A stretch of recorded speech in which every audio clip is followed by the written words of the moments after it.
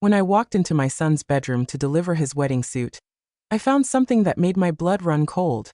Hidden in Brad's nightstand was a bottle of little blue pills. And next to it was a note in Tiffany's handwriting that said, "Don't worry, honey. After tonight, the old hag won't be a problem anymore." My name is Elizabeth Hartwell, and I am 68 years old. What I'm about to tell you will shock you to your core. I thought I was preparing for the happiest day of my son's life. I had spent the last 3 months turning my beautiful Victorian home into a wedding paradise. Fresh flowers from my own flower shops decorated every corner. White roses, pink peonies, and baby's breath created the perfect romantic atmosphere. The garden was perfect for the ceremony. 200 guests would arrive tomorrow to celebrate Brad and Tiffany's union. For 30 years, I had been both mother and father to Brad. When his father died in that terrible car accident on Interstate 95, Brad was only 5 years old. I remember that night like it was yesterday. The phone call from the hospital at 2:30 in the morning. The drive through the rain to see my husband's broken body. The way little Brad cried when I told him Daddy was never coming home. From that moment, I made a promise to myself and to my late husband's memory. I would give Brad everything he could ever need or want. I worked 18-hour days to build my floral business from nothing. I started with just one small shop on Maple Street, delivering flowers in my old Honda Civic. Within 10 years, I had expanded to 3 locations across the city. I wanted to give my son everything his heart desired. I paid for his college education at Northwestern University.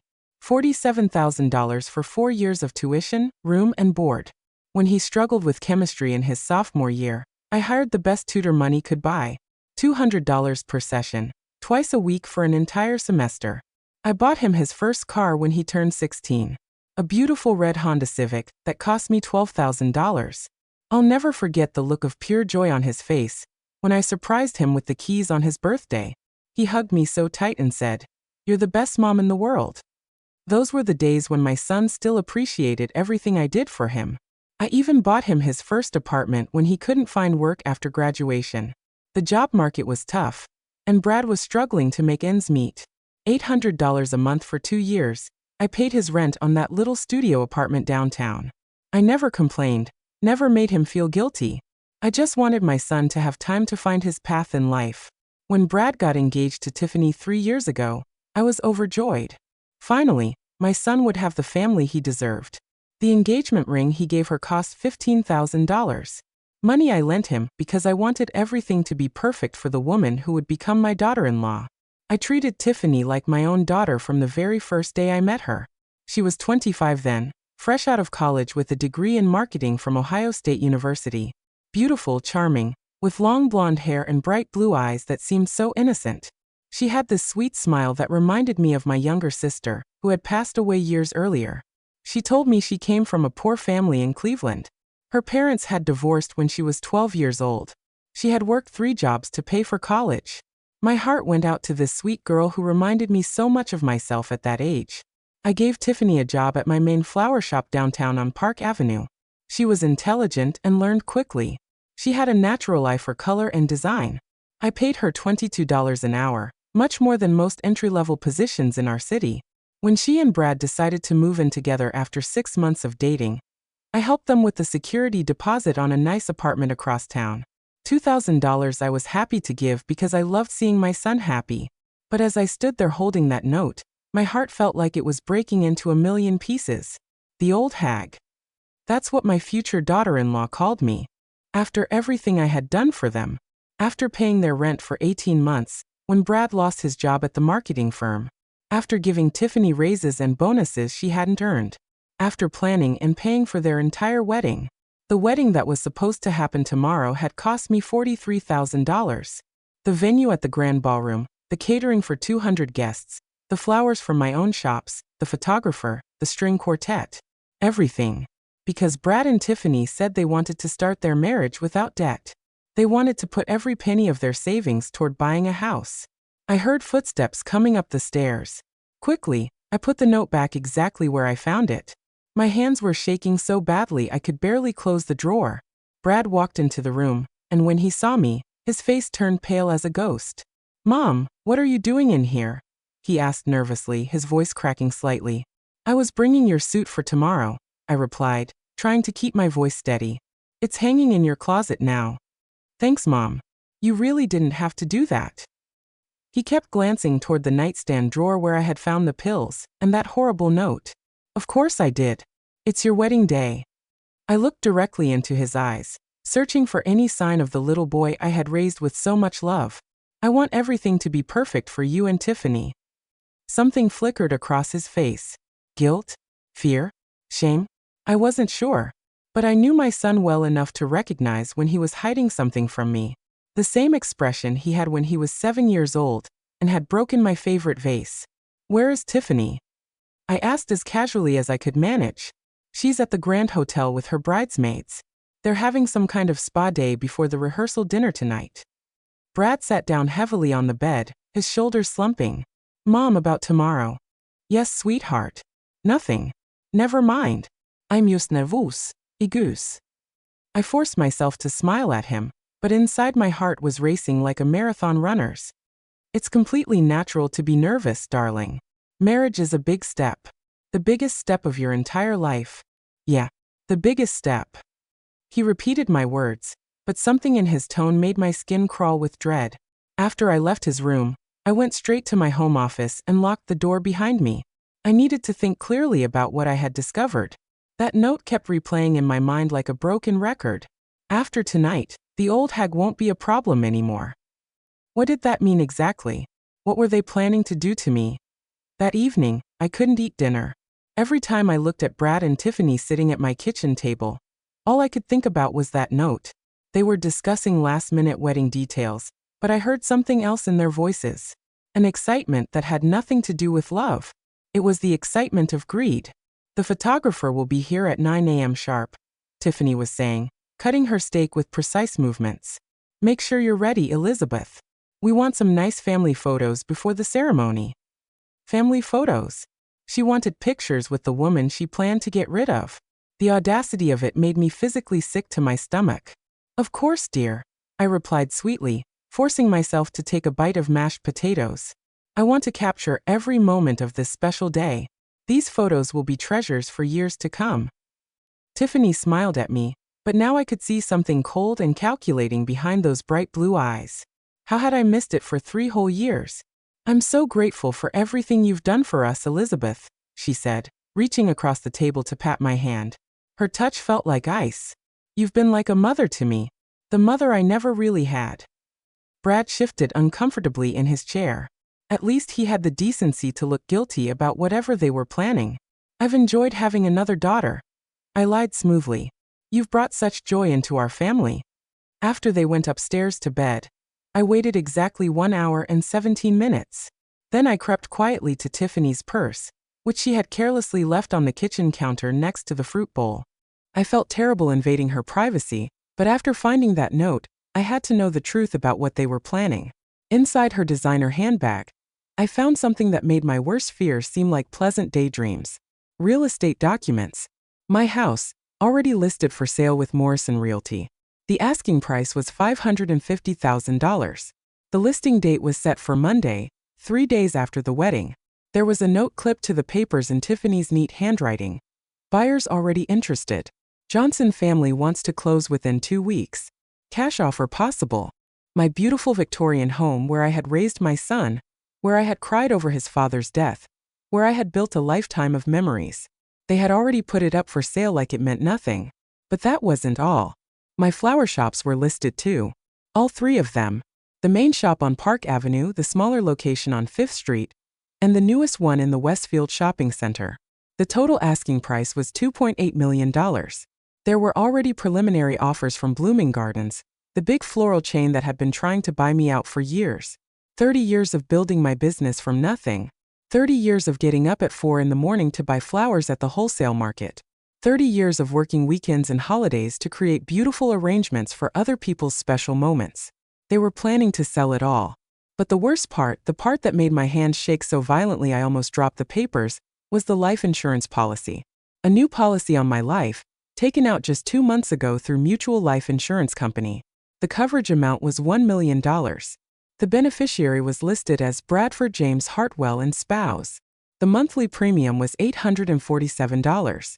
I had never signed any life insurance policy in my entire life.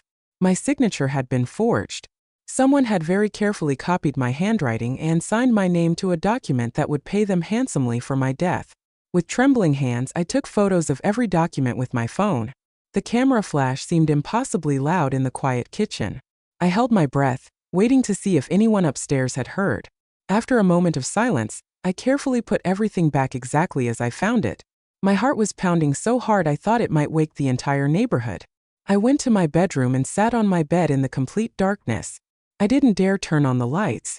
30 years of building a life, a business, a legacy for my son. And he was planning to throw it all away for a woman who saw me as nothing more than an obstacle to wealth. But the insurance policy told me something even more terrifying than theft. They weren't just planning to cheat me out of my property. They were planning to kill me. And they were planning to do it soon. Very soon. The next morning, I woke up at 5:30 a.m. after a sleepless night. I had stared at the ceiling for hours, thinking about that insurance policy and wondering how they planned to make my death look accidental. I called my lawyer Robert Shun before 6 a.m. "Robert, I need to see you immediately," I said, trying to keep my voice from shaking. "It's a life or death emergency." "Elizabeth, today is Brad's wedding day," Robert replied sleepily. "Can't this wait until Monday? Whatever it is, I'm sure it's not as urgent as you think." "No, it absolutely cannot wait until Monday. I may not be alive on Monday." The words came out more dramatically than I intended, but they were true. "Please, Robert. I'll explain everything when I see you. I need your help." Robert had been my friend for 15 years. He had helped me with all my business contracts, my divorce from Brad's father before his death, and countless other legal matters. He must have heard something desperate in my voice because he agreed to meet me. We met at his office at 7 a.m. The building was completely empty except for the security guard who let us in through the back entrance. Robert made coffee while I spread the photos of the documents across his conference table. Robert's face grew more serious with each image he examined. His usually calm demeanor disappeared as he realized what he was looking at. "Elizabeth, this is fraud," he said grimly, adjusting his glasses to read the fine print. "Multiple counts of it. The forged insurance policy alone is a Class C felony. The unauthorized property listings constitute theft by deception. If they're planning what I think they're planning, we're talking about conspiracy to commit murder." "What should I do?" I asked, my voice barely above a whisper. "We need to call the police immediately. Detective Morgan at the fraud division handles cases like this. We can have them arrested before the ceremony even begins." "No." I surprised myself with how firm and decisive my voice suddenly sounded. "I want them to hang themselves with their own rope. Can you help me do that?" Robert studied my face carefully for a long moment. He had known me long enough to recognize when I had made up my mind about something. "What exactly do you have in mind, Elizabeth?" "I want to change my will. Right now. Before the ceremony. And I want to set a trap that will expose them for what they really are." Robert leaned back in his leather chair and considered my request. "Elizabeth, are you absolutely certain about this? Maybe you should take some time to think about it. Brad is still your son, regardless of what he's planning."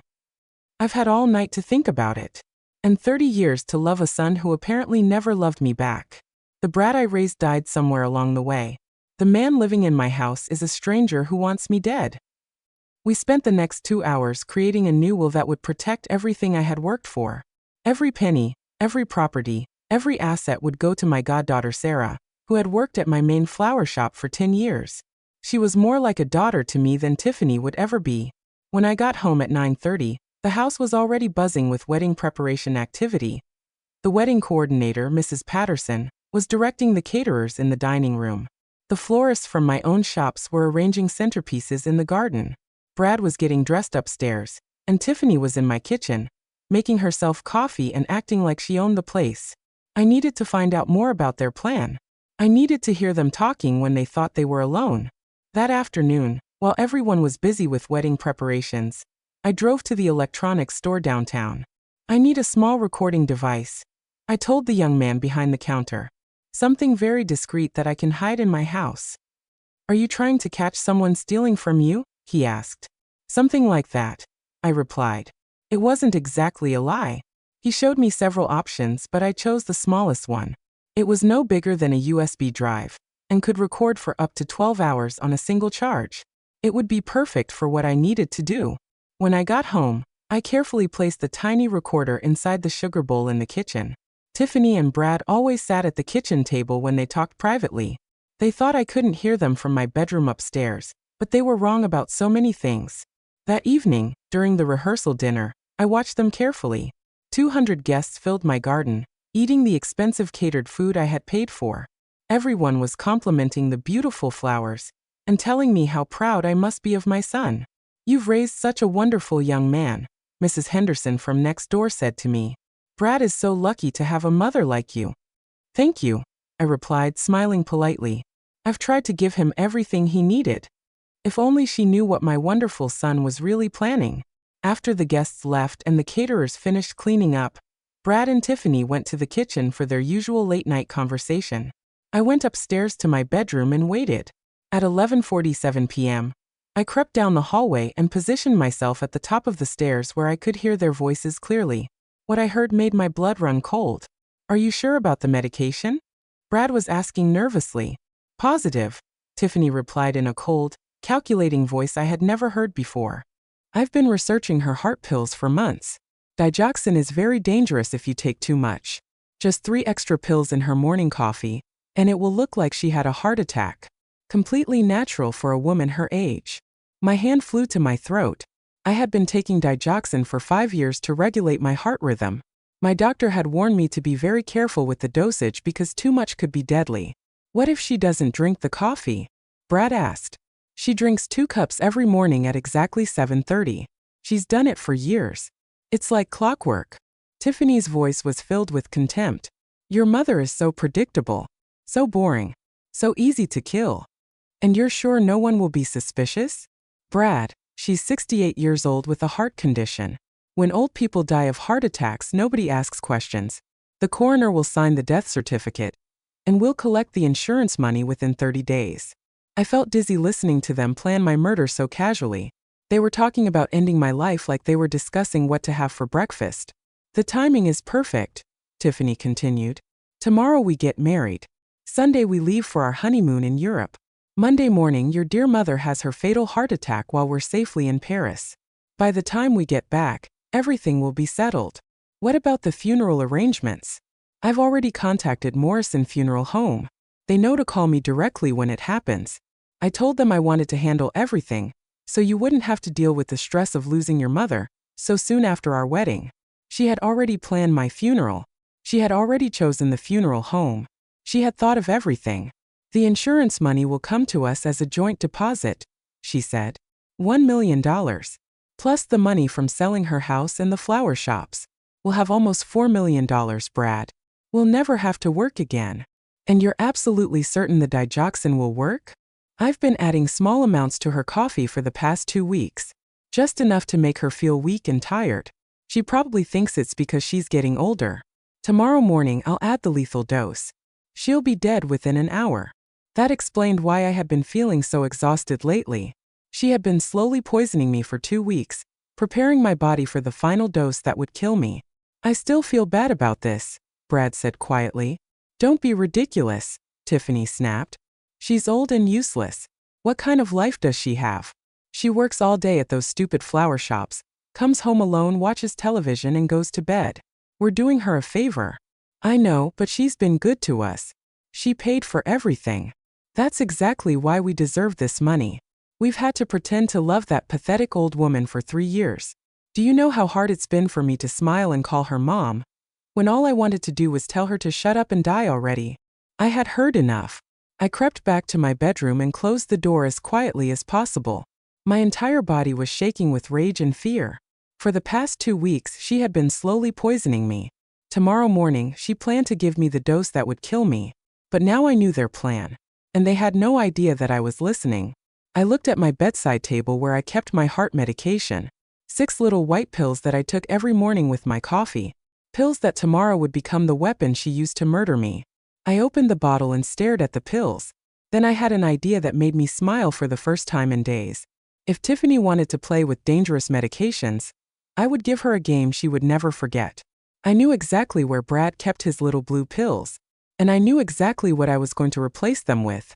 Tomorrow was going to be a wedding day that none of us would ever forget. But not for the reasons they were expecting. I spent the rest of the night planning my revenge. By dawn I had everything figured out. They thought they were so clever, but they had made one crucial mistake. They had underestimated a mother's love. And more importantly, they had underestimated a mother's fury. At 6 a.m. on my son's wedding day, I went to the pharmacy as soon as it opened. My heart was pounding, but I forced myself to appear calm and normal. "Good morning, Mrs. Hartwell," said Janet, the pharmacist who had known me for 15 years. "You're up early today." "It's Brad's wedding day," I replied with a smile that felt like plastic on my face. I couldn't sleep from excitement. How wonderful. I'm sure it will be a beautiful ceremony. I hope so. "Janet, I need something for my stomach. I've been so nervous about the wedding that I haven't been able to eat properly. Do you have anything strong that will work quickly?" She recommended several options, but I chose the strongest laxative they had. Extra strength tablets that promised fast-acting relief within 2 to 4 hours. "Perfect. Take only one tablet," Janet warned me. "These are very powerful. More than one could cause severe cramping and dehydration." "Of course," I said sweetly. "I'll be very careful." When I got home, the house was already buzzing with activity. The wedding would begin at 2 p.m. in my garden. The caterers were setting up tables. The string quartet was arranging their chairs. And Brad was in his bedroom, getting ready for what he thought would be the most important day of his life. I went to my kitchen and made my morning coffee, just like I had every day for 40 years. 2 cups black, no sugar. But this morning, I did something different. Instead of taking my heart medication, I poured the pills down the sink. If Tiffany was planning to kill me with an overdose of digoxin, she would be very surprised when the extra pills had no effect. At 9 a.m., Tiffany appeared in the kitchen wearing a silk robe and looking radiant. She was getting her hair and makeup done at 10, followed by photos at noon. "Good morning, Elizabeth," she said cheerfully. "Are you excited about today?" "Oh yes, dear. I've been dreaming about this day for years." I watched her carefully as she moved around my kitchen like she owned it. "I made fresh coffee," I said. "Would you like some?" "That would be lovely." She sat down at the table where I had heard her plan my murder just hours earlier. I poured her a cup and set it in front of her. "I want to thank you, Tiffany." "For what?" "For making my son so happy. For giving me the daughter I never had. For bringing such joy into our lives." She smiled, but I could see the coldness in her eyes. "You've been wonderful to me, Elizabeth. Like the mother I never had." "Lies. All lies." But I smiled back and said, "I have something special for you." I went to the pantry and retrieved a small wrapped box. Inside was a beautiful gold necklace that had belonged to my mother. It was worth about $3,000. "I want you to wear this today," I said, fastening it around her neck. "It belonged to my mother, and her mother before that. I want you to have it as a symbol of how much you mean to our family." Tiffany looked genuinely surprised. For a moment, I saw something that might have been guilt flash across her face. "Elizabeth, this is too much. I can't accept something so valuable." "Nonsense. You're going to be my daughter-in-law in a few hours. This necklace belongs with you now." She touched the necklace gently. "Thank you. I'll treasure it always." Always. She planned to treasure it for the few hours she expected me to remain alive. At 10:30, Brad came downstairs looking handsome in his black tuxedo. He seemed nervous, which was understandable considering what he was planning to do after the ceremony.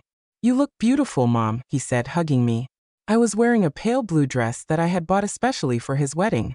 It cost me $400, but I wanted to look perfect for what I thought would be the happiest day of both our lives. "Thank you, sweetheart. I'm so proud of you." He pulled away from the hug quickly, as if my touch burned him. At 11 a.m., I excused myself and went upstairs to Brad's bedroom. I knew he and Tiffany would be busy with the photographer for the next hour. This was my only chance. I opened his nightstand drawer and found the bottle of Viagra exactly where it had been the day before. There were 6 blue pills inside. With trembling hands, I replaced each one with the powerful laxative tablets I had bought that morning. They were almost the same size and color. Unless someone looked very closely, they would never notice the difference. I put the bottle back exactly where I found it and returned to my room. Then I sat on my bed and waited. At noon, The photographer began taking family photos in the garden. I posed with Brad and Tiffany, smiling for the camera while knowing that one of them would be dead by tomorrow, and the other would be in jail. "These will be such beautiful memories," the photographer said. "Yes," I agreed. "Memories that will last forever." At 1:30, the guests began arriving. 200 people filled my garden, all dressed in their finest clothes. They had no idea they were about to witness the most spectacular wedding disaster in our town's history. I greeted everyone graciously, playing the role of the proud mother-in-law.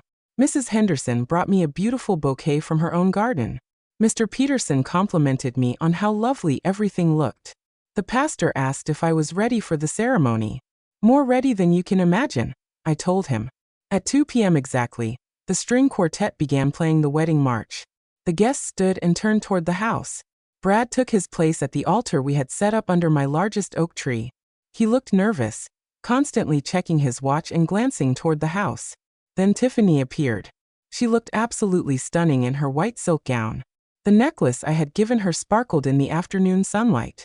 She carried a bouquet of white roses from my own flower shop. Everyone gasped at how beautiful she looked. But I wasn't thinking about her beauty. I was thinking about the conversation I had recorded the night before. I was thinking about how she had been slowly poisoning me for 2 weeks. I was thinking about how she planned to kill me with my own heart medication in just a few hours. The ceremony began. Pastor Williams spoke about love and commitment, and the sacred bond of marriage. He talked about how Brad and Tiffany were beginning a new life together, built on trust and devotion. I almost laughed out loud.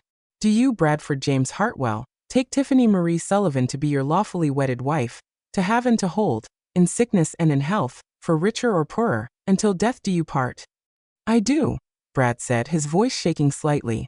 "Do you, Tiffany Marie Sullivan, take Bradford James Hartwell to be your lawfully wedded husband, to have and to hold, in sickness and in health, for richer or poorer, until death do you part?" "I do," Tiffany said clearly. "Until death do you part." How ironic, considering she planned to be a widow within 24 hours. "By the power vested in me by the state, I now pronounce you husband and wife. You may kiss the bride." Brad lifted Tiffany's veil and kissed her while 200 people applauded. Rice fell like confetti. The photographer captured every moment. They were officially married now, which meant that when Tiffany's plan failed and mine succeeded, the humiliation would be even sweeter. The reception began immediately. People moved to the tables in my garden, where they were served the expensive dinner I had paid for. The band played romantic songs. Everyone danced and laughed and celebrated the happy couple. At 8 p.m., Brad and Tiffany cut the wedding cake. More photos, more applause, more congratulations. At 9 p.m., they began saying goodbye to the guests.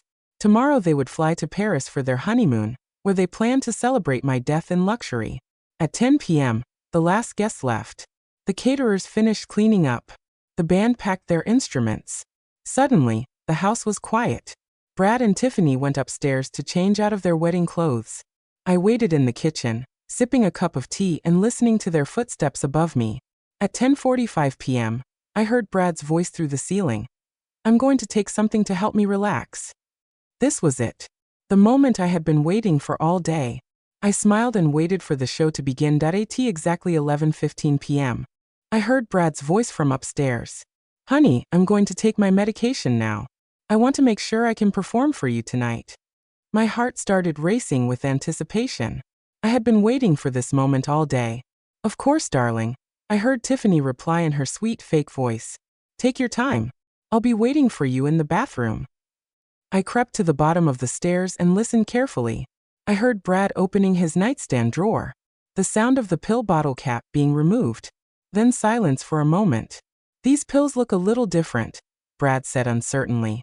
"Different how?" Tiffany called from the bathroom. "I don't know. They seem a little larger than usual." My heart stopped. Had he noticed the substitution? Was my plan going to fail before it even began?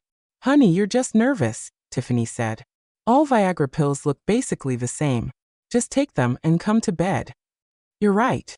I'm probably just imagining things." I heard the sound of water running from the bathroom sink. Then Brad's voice again. "Okay, I took them. They should start working in about 30 minutes." 30 minutes. The pharmacist had told me the laxatives would take 2 to 4 hours to work, but she had said that was for someone with a full stomach. Brad had eaten very little at the reception, too nervous about his upcoming wedding night. The medication would probably work much faster on an empty stomach. I went back to the kitchen and sat at the table where I had heard them plan my murder just 24 hours earlier. I looked at the clock on the wall. 11:25 p.m. If my calculations were correct, Brad would start feeling the effects sometime between midnight and 1 a.m. I made myself a cup of chamomile tea and waited. At exactly 12:15 a.m., I heard the first signs of trouble from upstairs. "Honey, I don't feel very good," Brad called out to Tiffany. "What do you mean? What's wrong?" "My stomach feels weird. Kind of crampy." "Maybe you're just nervous. Try to relax." I smiled into my teacup. It was beginning. At 12:30 a.m., the sounds from upstairs became more urgent. "Tiffany, something is really wrong. My stomach is killing me." "Brad, what did you eat today? Did you have something that might have upset your stomach?" "I barely ate anything. Just a piece of wedding cake and some champagne." "Maybe it's food poisoning from the caterers. Try to sleep it off." But I knew Brad wouldn't be sleeping anytime soon. At 12:45 a.m., I heard rapid footsteps running across the floor upstairs, followed by the sound of a door slamming. The guest bathroom was directly above the kitchen, and I could hear everything that was happening. Brad was violently ill. The sounds continued for 10 minutes. Then I heard him stumble back to the bedroom. "Oh God, honey, I think I'm really sick," he groaned to Tiffany. "What happened?" "I can't stop. I mean, everything is coming out of me. Both ends." "That's disgusting, Brad.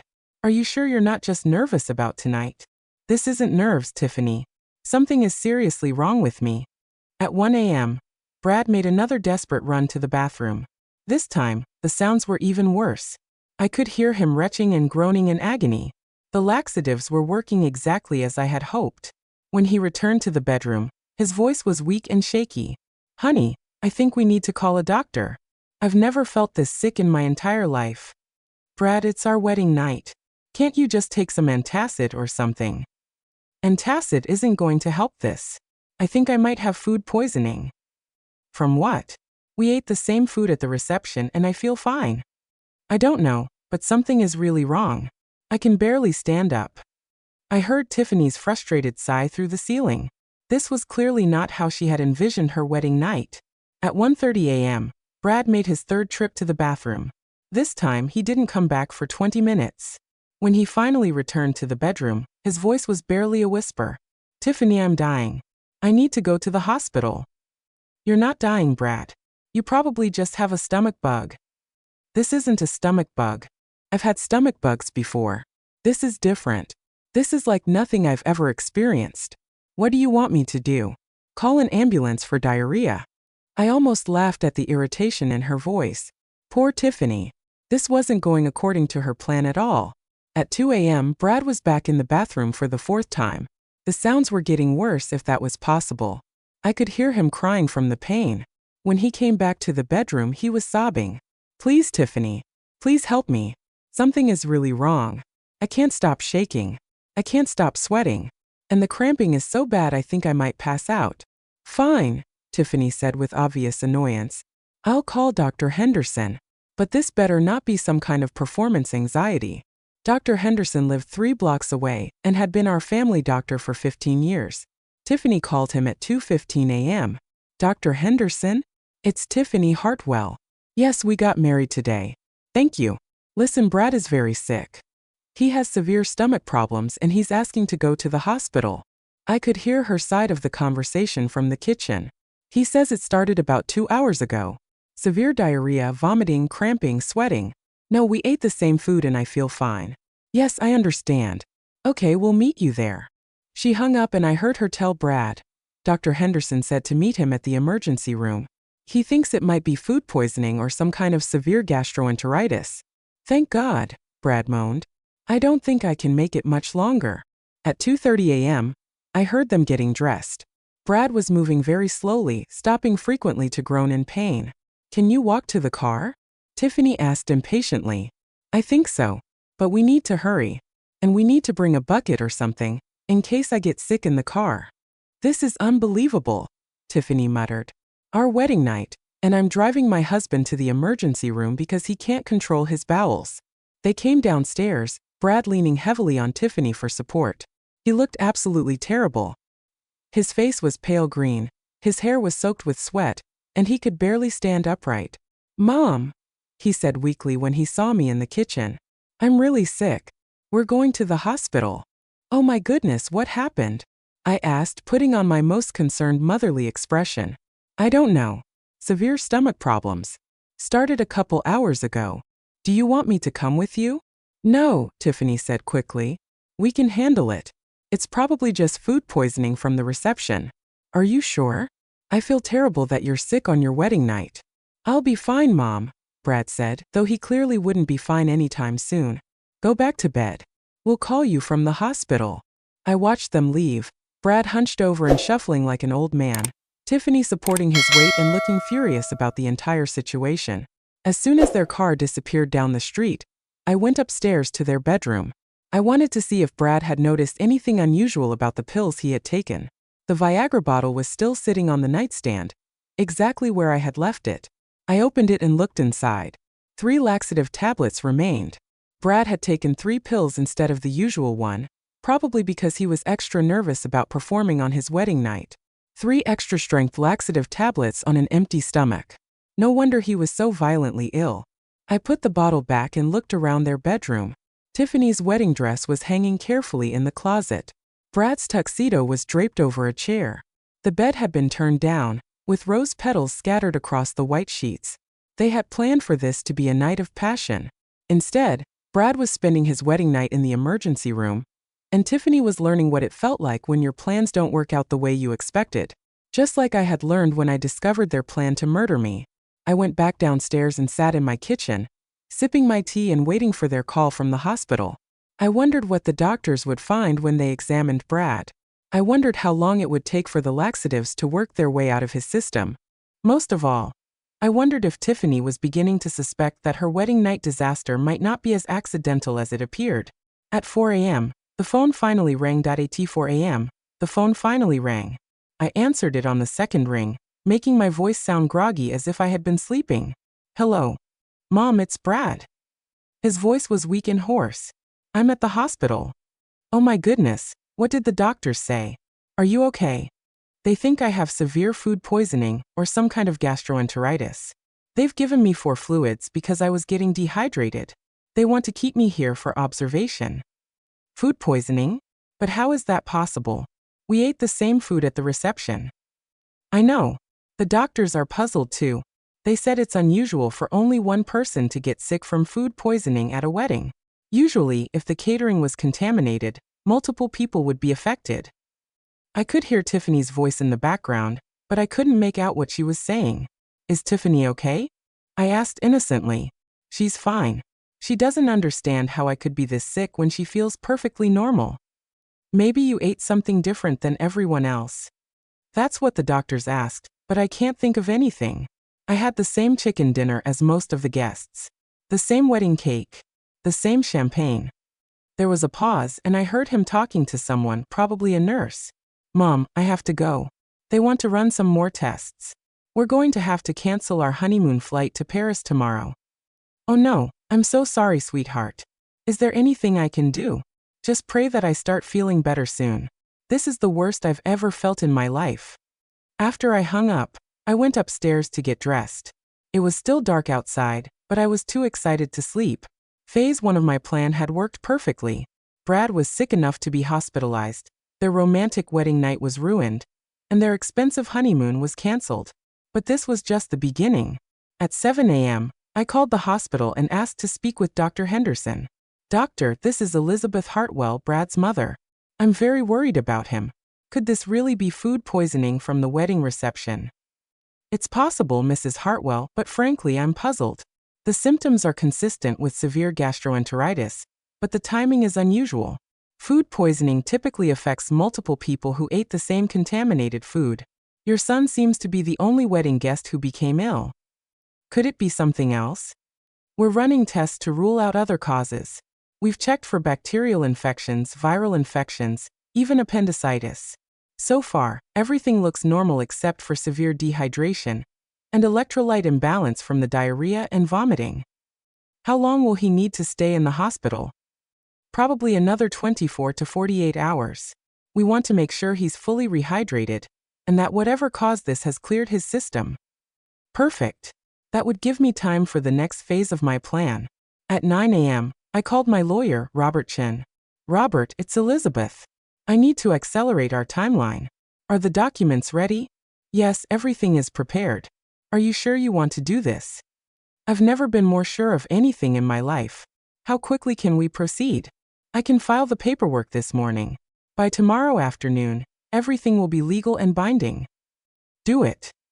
Next, I called my goddaughter Sarah at the flower shop. Sarah, I need you to come to the house this afternoon. There's something very important I need to discuss with you. Is everything okay, Aunt Elizabeth?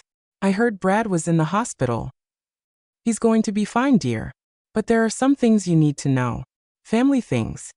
At noon, Tiffany came home from the hospital. She looked exhausted and frustrated.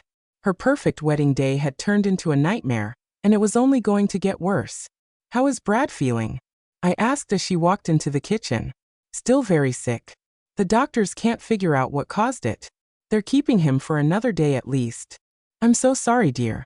This must be devastating for both of you. It is. We had to cancel our flight to Paris.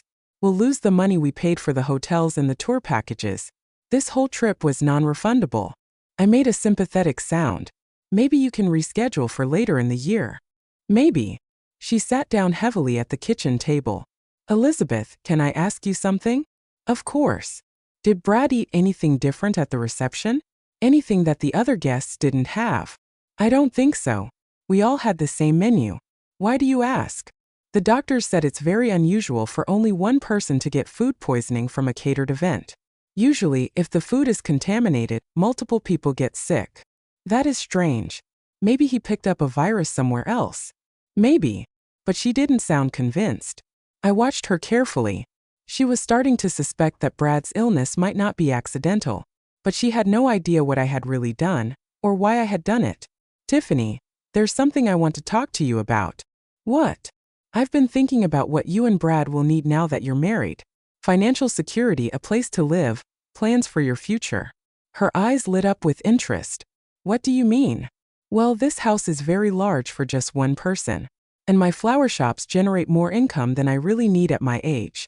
I've been thinking it might be time to make some changes. What kind of changes? I think it would be wonderful if you and Brad moved in here with me. We could be a real family, and I could start training you to help me run the business. Eventually, you could take over everything. Tiffany's smile was dazzling. She thought I was about to hand her everything she had planned to steal. Elizabeth, that sounds amazing. Are you serious? Very serious.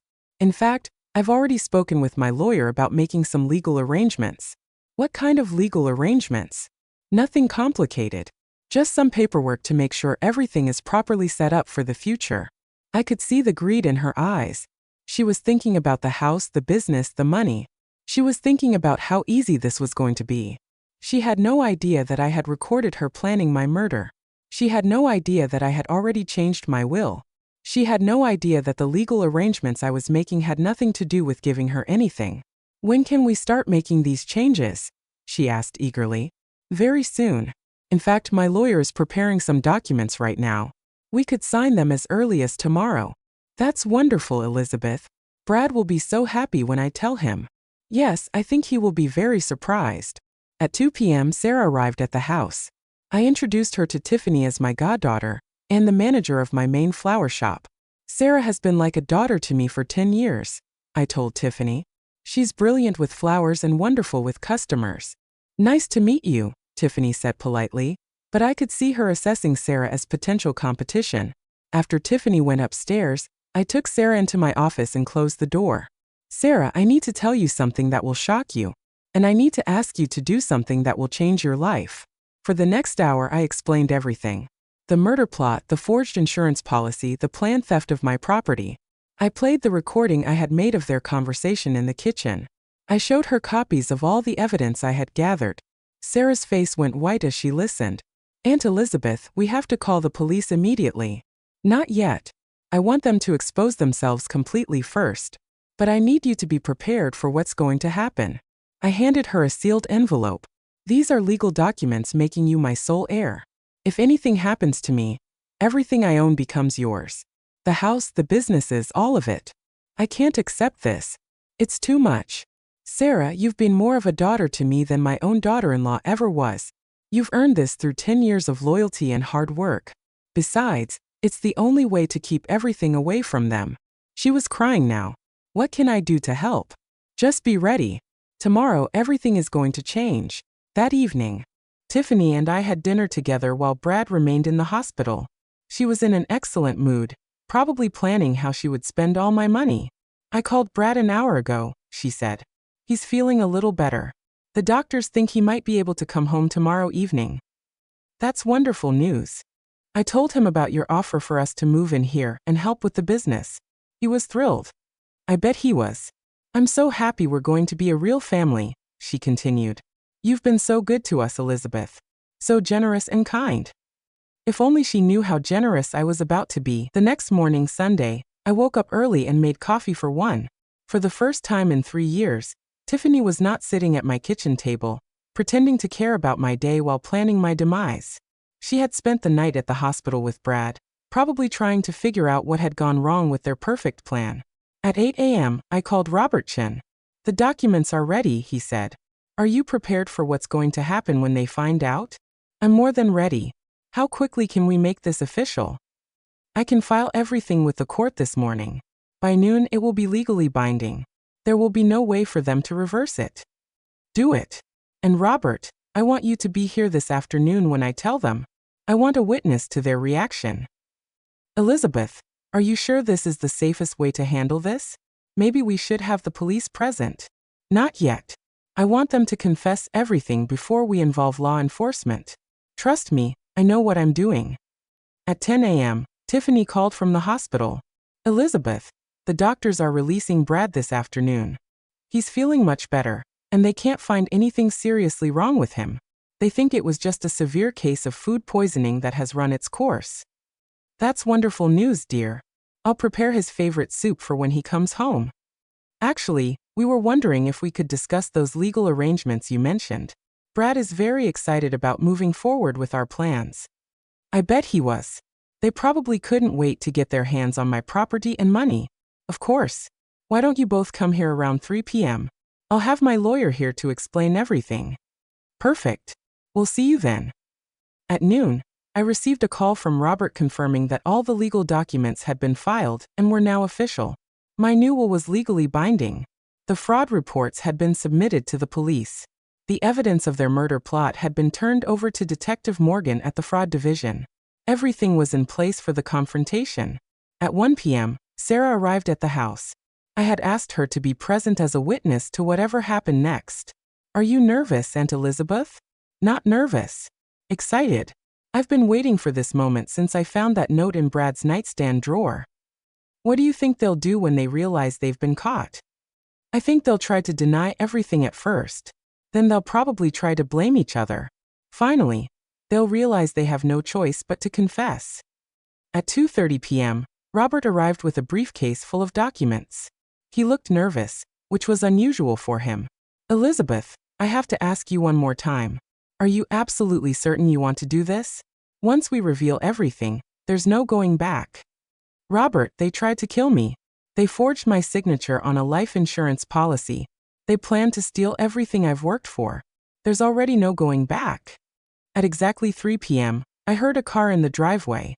Through the window, I could see Brad getting out of the passenger seat, moving slowly but no longer hunched over in agony.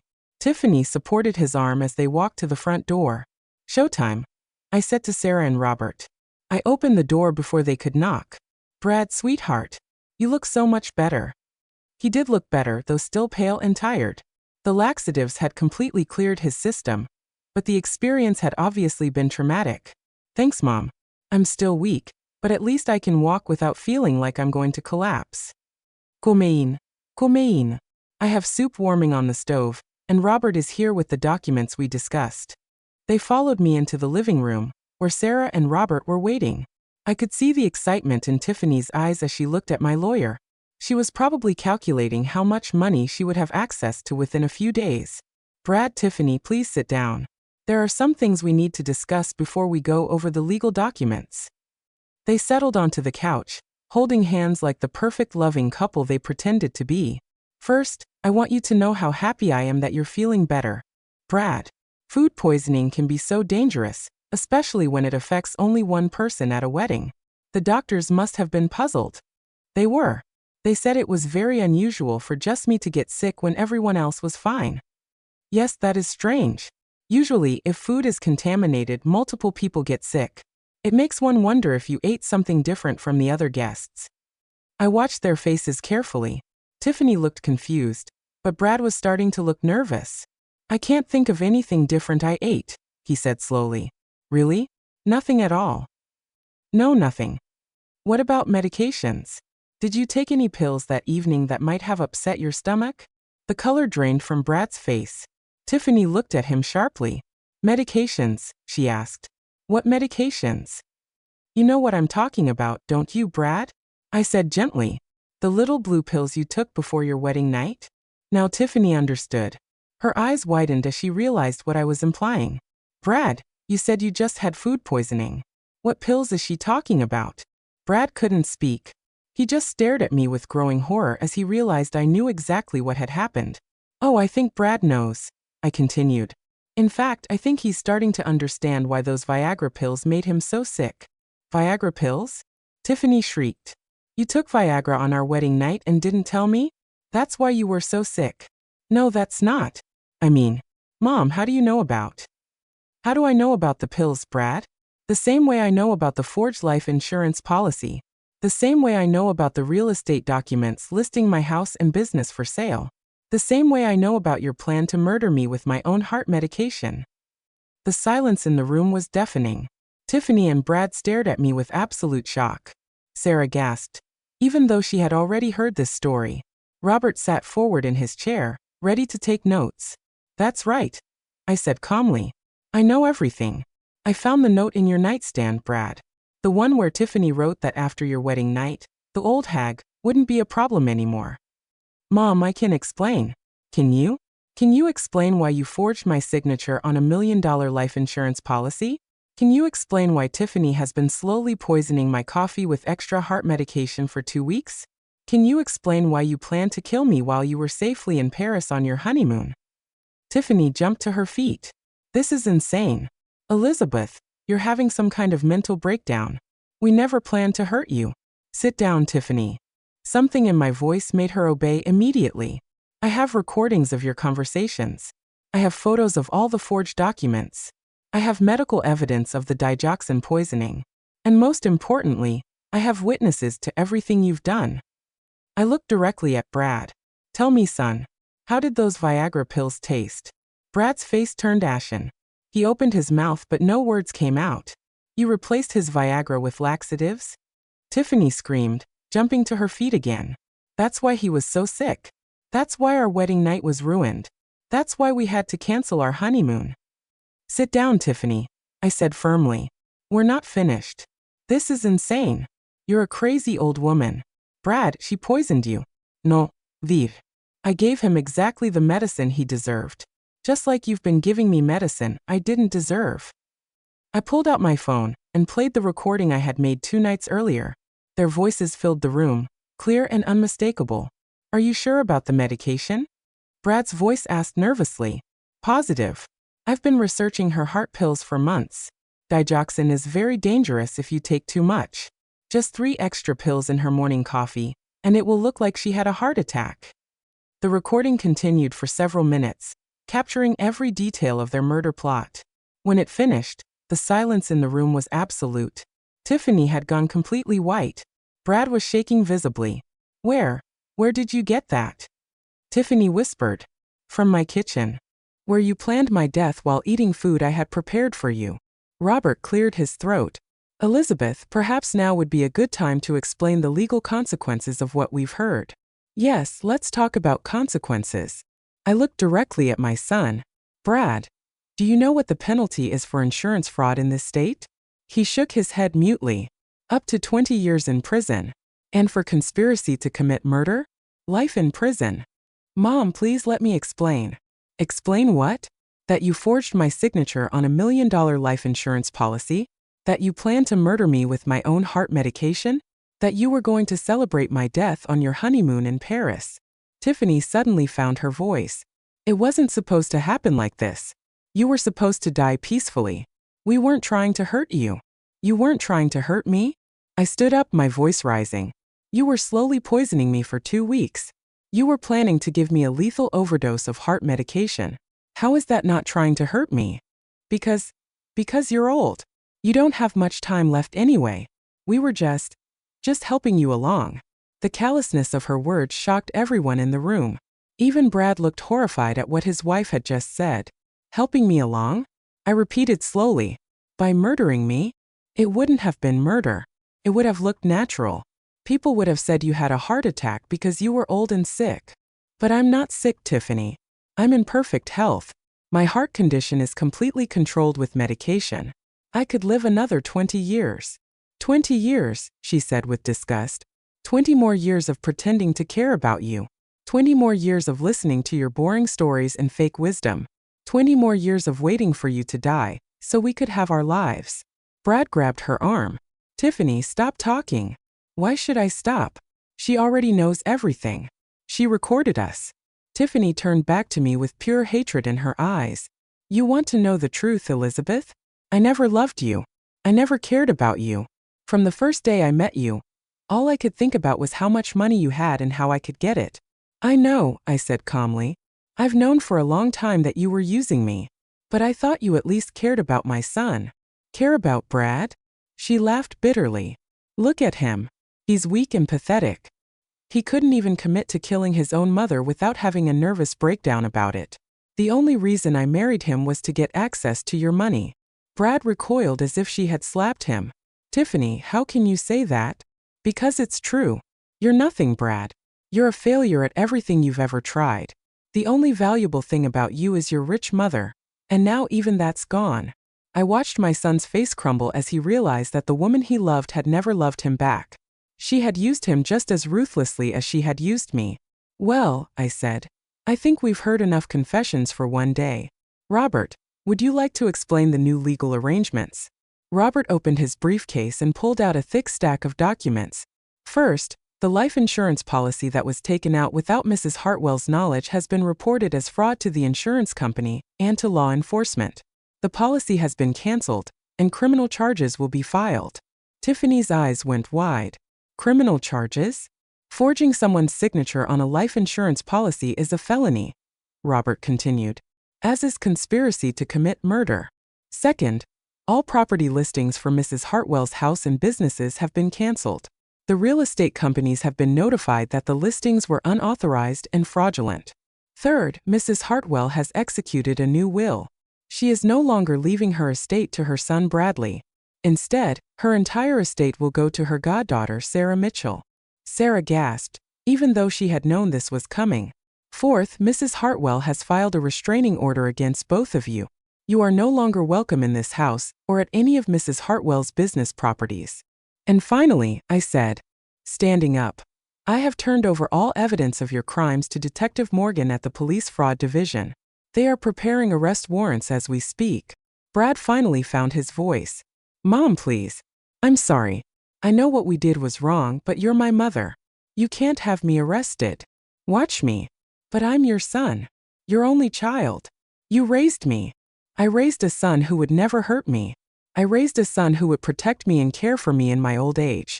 You are not that son. I don't know who you are, but you are not the child I loved. Tears were streaming down his face now. Mom, please. I'll do anything. I'll make it right. Just give me another chance. You had your chance, Brad. You had 30 years of chances. You chose to throw them all away for money. The doorbell rang, interrupting our conversation. That will be Detective Morgan, Robert said, checking his watch. Right on time. Through the window I could see 2 police cars in my driveway. Tiffany panicked. I'm not going to jail for this. This is all Brad's idea. He's the one who wanted to kill you. That's not true, Brad shouted. You're the one who researched the heart medication. You're the one who said we should do it. Because you kept talking about how much money we'd have when she died.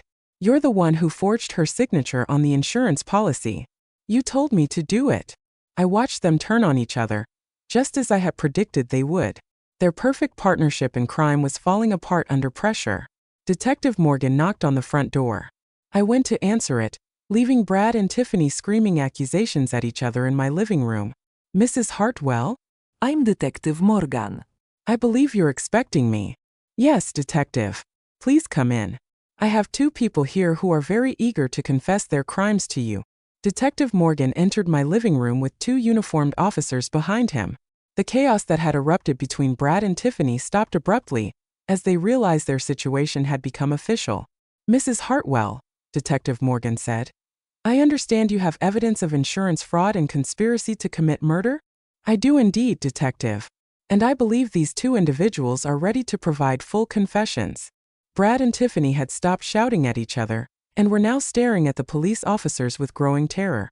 The reality of their situation was finally sinking in. Bradford Hartwell and Tiffany Hartwell, you are under arrest for insurance fraud, forgery, and conspiracy to commit murder, Detective Morgan announced, pulling out his handcuffs. Wait, Tiffany screamed. I want to make a deal. I'll tell you everything if you give me immunity. There will be no immunity, Detective Morgan replied firmly. But your cooperation will be noted in your sentencing recommendation. As the officers read them their rights, I watched my son's face. For a moment, he looked like the little boy I had raised, scared and confused and wanting his mother to make everything better. Mom, he whispered. I'm sorry. I never wanted it to go this far. I know you're sorry, Brad. But sorry doesn't undo 30 years of disappointment. Sorry doesn't bring back the trust you destroyed. The officers led them out of my house in handcuffs. Tiffany was screaming that none of this was her fault, that she had been manipulated by Brad. Brad was crying silently, his head hanging in shame. I stood at my front window and watched them being put into separate police cars. My neighbors had come out to see what was happening. Mrs. Henderson from next door looked shocked. Mr. Peterson was shaking his head in disbelief. After the police cars disappeared down the street, I turned to Robert and Sarah. It's finished, I said simply. Elizabeth, Robert said quietly, are you okay? I know this couldn't have been easy, even though they deserved it. I'm fine, Robert. For the first time in 3 years, I'm actually fine. Sarah hugged me tightly. Aunt Elizabeth, I can't believe they tried to kill you. And I can't believe how brave you were to stop them. I wasn't brave, dear. I was angry. And anger can be a very powerful motivator. The next few months were difficult but satisfying. The trial made headlines in our local newspaper. Local mother foils son's murder plot with laxative revenge. The story went viral on social media, with millions of people commenting about my creative form of justice. Brad was sentenced to 15 years in federal prison for insurance fraud and conspiracy to commit murder. The judge said his betrayal of his own mother was particularly heinous and deserved the maximum sentence. Tiffany received 20 years because she had been the mastermind behind the murder plot. She had researched the method, planned the timing, and shown no remorse during her testimony. The judge called her a cold-blooded predator who targeted a vulnerable elderly woman. During the trial, it came out that I wasn't their first victim. Tiffany had been married twice before, and both of her previous husbands had died under suspicious circumstances. She had collected life insurance money from both marriages. The police reopened those cases and found evidence that she had probably murdered both men. She was eventually charged with 2 additional counts of murder and sentenced to life in prison without the possibility of parole. The insurance company not only canceled the fraudulent policy, but also paid me a reward of $50,000 for exposing the fraud. They used my case in their training materials to teach investigators how to spot similar schemes. My flower shops became more successful than ever. People came from all over the state to meet the grandmother who defeated the killers with laxatives. I hired additional staff and opened a 4th location. Sarah officially became my business partner and heir. She moved into Brad's old room and became the daughter I had always wanted. She took care of the business operations while I focused on the creative aspects of floral design. 6 months after the trial, I received a letter from Brad in prison. He begged for my forgiveness and asked if I would visit him. I wrote back with a single sentence. You are no longer my son. I never heard from him again. A year later, I was featured in a documentary about elder abuse and family financial exploitation. The producers said my story had inspired other elderly people to speak up about abuse they were suffering from their own families. I also wrote a book about my experience called The Mother's Revenge: How I Stopped My Son's Murder Plot with a Bottle of Laxatives. It became a bestseller and led to speaking engagements across the country. Now, 3 years later, I'm 71 years old and happier than I've been in decades. I live in my beautiful Victorian home with Sarah and her husband Tom. They gave me a granddaughter last year, little Emma, who brings joy to my life every single day. I still think about Brad sometimes. I wonder if he ever truly understood what he threw away when he chose money over love. I wonder if he realizes that he could have had everything legitimately if he had just been patient and loving. But mostly, I don't think about him at all. I think about the future. I think about watching Emma grow up. I think about the new rose garden I'm planning for next spring. I think about the wedding flowers I'll create for Sarah's friends. I think about all the beautiful things still to come. People often ask me if I regret what I did to Brad and Tiffany. They ask if I feel guilty about destroying their lives. I always give them the same answer. I didn't destroy their lives. They destroyed their own lives when they decided to kill me. I just made sure they faced the consequences of their choices. Some people think my revenge was too cruel. They say I should have just called the police immediately instead of playing games with laxatives and recording devices. But I know better. If I had simply reported their conversation to the police, they would have claimed it was just talk, just fantasy. They would have hired expensive lawyers and probably gotten away with attempted murder charges. By letting them hang themselves with their own rope, by gathering undeniable evidence of their crimes, I made sure justice was truly served. And justice was served. 2 would-be murderers are in prison for the rest of their lives. An elderly woman is safe and happy. A young woman has inherited a successful business and a loving family. Sometimes, the good guys really do win. Did you like my story?